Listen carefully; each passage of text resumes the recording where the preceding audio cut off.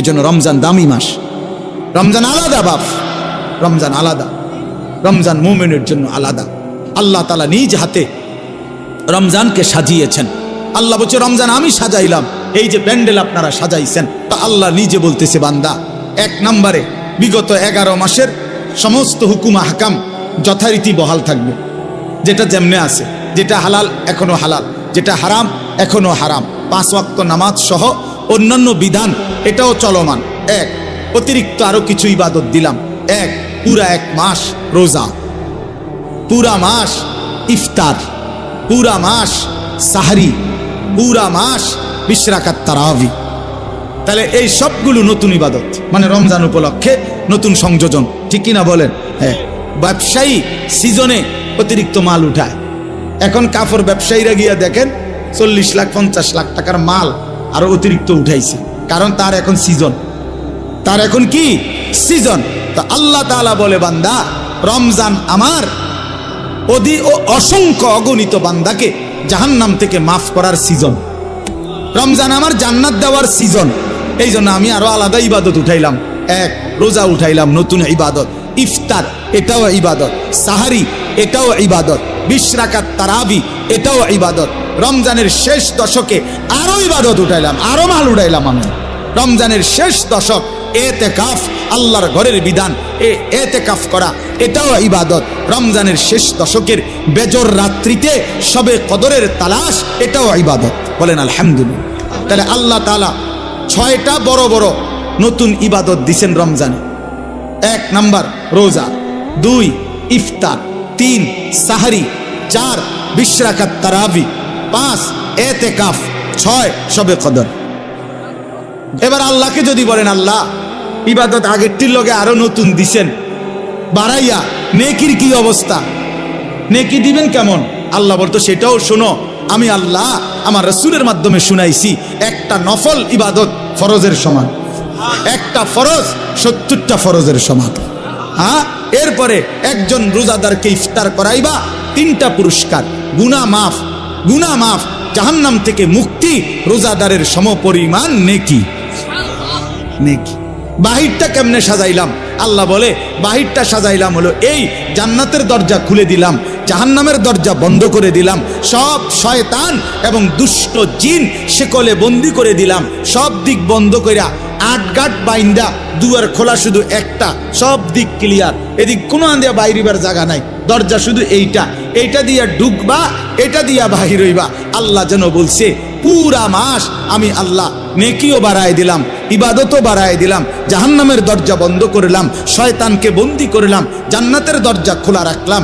এবার পুরা রমজান যেখান থেকেই আমার রমজানে রওনা দিবা, আমার বন্দিগি, আমার হুকুম মানবা, গুনাহ ছেড়ে দিবা, আমার ইবাদত করবা, মাস শেষে একটাই দরজা মিলবে, সেটা শুধুই জান্নাত, শুধুই জান্নাত, শুধুই জান্নাত।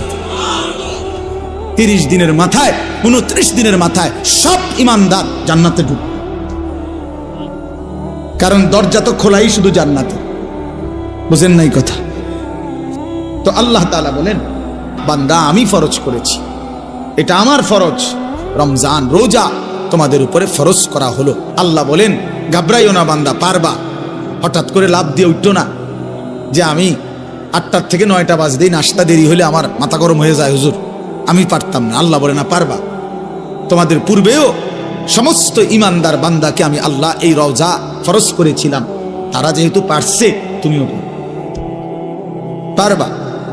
এবার আল্লাহকে বললাম আল্লাহ যদি বলেন, আল্লাহ বলতেছেন যদি বলেন আল্লাহ হঠাৎ করে আমারে উপোস, এই যে 11 মাস কি সুন্দর খাওয়াইলেন পড়াইলেন, হঠাৎ করে আমার খানা পানি, আমার হালাল স্ত্রীর সাথে আমার সম্পর্ক বন্ধ করে দিলেন কেন একটা লম্বা সময়? আল্লাহ বলেন বান্দা অভাবের কারণে না, আমার ভান্ডারে কমে গেছে এই জন্য না, বরং লাআল্লাকুম তাত্তাকুন, আমি আল্লাহ এই রোজার মাধ্যমে, রমজানের মাধ্যমে 1 মাসেই আমি আল্লাহ ওয়াদা দিচ্ছি তোমাকে মুত্তাকি বানাবো, আর 1 মাসের মুত্তাকি হলেই 1 মাসেই জান্নাতি বানায়। 1 মাসে মুত্তাকি, 1 মাসে জান্নাতি।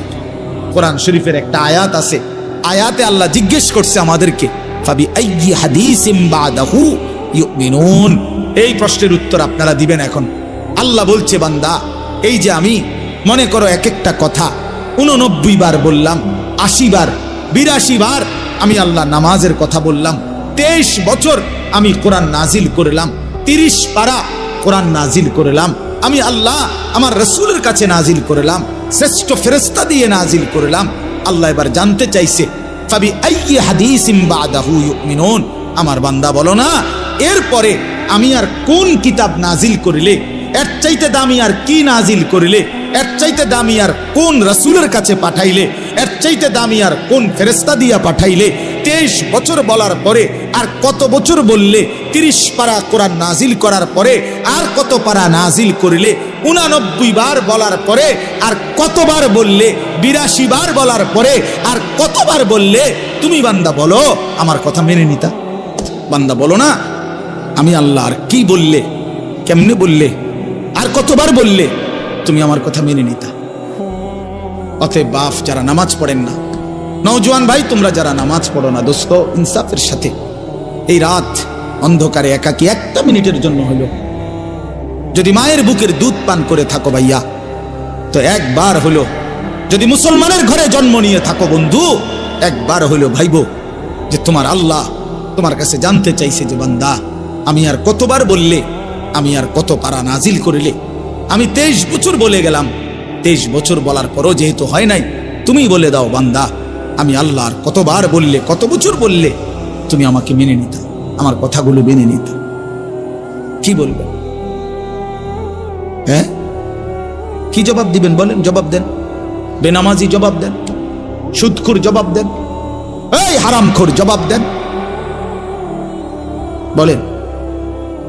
আর কত বছর বললে, কতবার বললে সুদ ছেড়ে দিতেন, আর কতবার বললে মিথ্যা ছেড়ে দিতেন? যেই বোনেরা বেপর্দা, ওই বেহায়া বেপর্দা নারীকে জিজ্ঞাসা করেন, এই অসভ্য বেহায়া নারী আর কতবার বললে তুই পর্দা করতি বোন, বল বলে। আহ কিভাবে সম্ভব? একটা বছর বেটা তুই নাফরমান, কোনদিন ফজরের নামাজ পড়লি না, আরে তুই কি মানুষের বাচ্চা রে? এটা কিভাবে সম্ভব ভাইয়া? ওই কোন মার ঘরে জন্ম নিল? আহা তার মা কোথায়, তার বাবা কোথায়? কিভাবে সম্ভব? ওই মা কেমনে মেনে নিল, ওই বাবা কেমনে মেনে নিল? 16 বছর 18 বছর আপন ঘরে মা বাবার ঘরে ঘুমায় সন্তান, কোনোদিন ফজরের নামাজ পড়ে না, মায়ের চোখেও এক ফোঁটা পানি নাই, বাবার চোখেও এক ফোঁটা পানি নাই। আহ মা বাপ কেমনে মেনে নিল, সন্তানে বা কেমনে মেনে নিল? এভাবে কেমনে আল্লাহকে ভুলে গেল? 1 মিনিট ভাই, কোন এক বেনামাজি কেউ যদি এখানে থাকো ভাই, 1 মিনিট ভাই, আজকেই ভাই, ঘুমাইবার আগেই ভাই, নবীজি জিজ্ঞেস করবে উম্মত, আমি 23 বছর উম্মত, হাসরের ময়দানে নবী বলবে, আমলনামা দেখাইয়া বলবে, প্রত্যেককে সুপারিশের জন্য নবীজির কাছে চাইতে হলে আমলনামা জমা দিতে হবে। ওমা সুপারিশের কোনো কাগজপত্র নাই, কথা কোনা, কোনো নিয়ম কানুন নাই নাকি? হ্যাঁ কোনো ফাইল জমা দিতে হবে না তো নবীজি তো দেখবে, আল্লাহ নবী দেখবে 30 বছর সুদের ব্যবসা, 60 বছর বয়স, 60 বছর পর্যন্ত বিড়ি সিগারেট খাইয়া গেছে। 30 বছর 60 বছর বয়স, কোনদিন গালি ছাড়া কথা বলে নাই। ছেলেটা বেনামাজি, মেয়েটা বেপর্দা, স্ত্রী বেপর্দা, মৃত্যু পর্যন্ত আমার উম্মতের ঘরে প্রতিদিন রঙিন টেলিভিশনে নাচ গান নর্তকীর ছবি চলছে, তার ছেলে মেয়ে নাতি নাতনি বসে নাচ গান নাটক সিনেমা দেখে গেছে, কোনদিন গালি ছাড়া কথা বলে না, হালাল রোজগার বলতে কিছু নাই। ফজরের নামাজ 1000 পৃষ্ঠা উল্টাইও, ফজরের নামাজ বলতে কিছু নাই। আল্লাহর কসম আমরা উর্দু কিতাবে পড়ছি, নবীজি চোখের পানি ফেলে দিবে, নবী কাঁদবে, আল্লাহর নবী কাঁদবে, বলবে উম্মত আমি সেই নবী যে 23 বছর তোদের জন্য কেঁদেছিলাম, আমি সেই নবী যে পেটে ক্ষুধার কষ্টে 2টা পাথর বাঁধছিলাম, আমি সেই নবী তায়েফের রক্তে যে সমস্ত শরীর রক্তাক্ত করেছিলাম, উহুদের দান দান শহীদ করা রক্ত নিয়ে ময়দানে পড়েছিলাম বেহুশ হয়ে, আমার এত রক্ত, আমার এত চোখের পানি, আমার এত ক্ষুধার কষ্টের বিনিময়ে উম্মত এই আমল নামা, তুমি আমার এত বড় বেইজ্জতি কেমনে করলে? আমি কেমনে আমার আল্লাহর সামনে এটা দেখাবো যে আয় মাওলা এটা শ্রেষ্ঠ নবীর শ্রেষ্ঠ উম্মতের আমল নামা, যে উম্মত তুমি আমার এত বড় বেইজ্জতি কেমনে করলা? আমার এতগুলো চোখের পানির এভাবে কেমনে ফিরায় দেব? এই জন্য একজনই, আমি আবারও বলছি, আমি সংখ্যায় বিশ্বাসী না। কয়জন শুনছে খোদার কসম, আমার এটা কোনো ফিকির না। আমি এক ফিকিরের বিশ্বাসী, যে একজনই বোঝেন, একজন প্রিয় নবী সাল্লাল্লাহু আলাইহি সাল্লাম এবং সাহাবায়ে কেরামের কলিজার মধ্যে এই ফিকির ছিল মৃত্যু পর্যন্ত, যে আল্লাহ পাকের এক এক বান্দা কিভাবে জাহান্নাম থেকে বাঁচে। এটাই এটাই আমাদের জিন্দেগি। নবী সাল্লাল্লাহু আলাইহি ওয়াসাল্লাম বলছেন, ওয়া আনা আখিযুন বিহুজাজিকুম, আল্লাহর নবী বলেন, উম্মত আমি তোমাদেরকে জাহান্নাম থেকে বাঁচাইতে চাই কিভাবে। এটার উদাহরণ দিতে গিয়ে নবীজি এই কথাটা বলছেন। আমি 1 মিনিট সামনে একটা জিনিস দেখাবো শুধু, মানে আমি ওনারে মহব্বত করি, তা আমি ওনার হাত ধরে বললাম, ভাই আপনার, আমি হাতে ধরে বললাম আপনি যায়েন না, ওইটা আগুন, আপনি ধ্বংস হয়ে যাবেন। উনি ঝটকা দিয়ে আমার হাত ছাড়াই নিল, এটা সম্ভব। আমি ওনার ঘাড়ে হাত দিলাম, কাঁধে হাত দিলাম, ভাই আল্লাহর দোহাই আপনি যাইয়েন না, ধ্বংস হয়ে যাবেন, ওইটা আগুন। উনি আমার কাঁধের থেকে হাত সরাইয়া ফেলে দিল, এটাও সম্ভব। কিন্তু আমি যখন ভালোবাসার কারণে আমার সিদ্ধান্ত, আমি তাকে বাঁচাবই, আমার ভাইকে, তখন আমি তার কোমরে জড়াইয়া ধরলাম, জড়াইয়া কোমরে ধইরা বললাম, না ভাই আমি তোমাকে ওই আগুনে পড়তে দিব না, আমি যাইতে দেব না তোমারে। আল্লাহর কসম নবীজি বলছে, উম্মত আমি আমার এক এক উম্মতকে কোমরে জড়াইয়া ধইরা জাহান্নামের আগুন থেকে বাঁচাইতে চাই। আমি তোমাদেরকে কোমরে জড়াইয়া ধরে চাই, তবু আমার উম্মত বেঁচে যাক, আমার এক এক উম্মত বেঁচে যাক, জাহান্নাম থেকে বাঁচো। আমার দোস্ত, আমার বাপ, আমার ভাই ফিরতেই হবে, জাহান্নাম থেকে বাঁচতেই হবে। দোস্ত বিষয়টা মামুলি মনে করেন, এটা একটা ওয়াজ করছি এই জন্য, আর 10 জন বক্তা ওয়াজ করছেন, আমিও করছি, না রে ভাইয়া এই জন্য না। সারাটা দিন রাত এই দৌড়ের উপরে থাকি, দৌড়ের উপরে থাকি। এই জন্য বললাম আমরা এক ফিকির, আমাদের আপনাকে এটা ভাবতে হবে, জাহান্নাম থেকে বাঁচতেই হবে বন্ধু।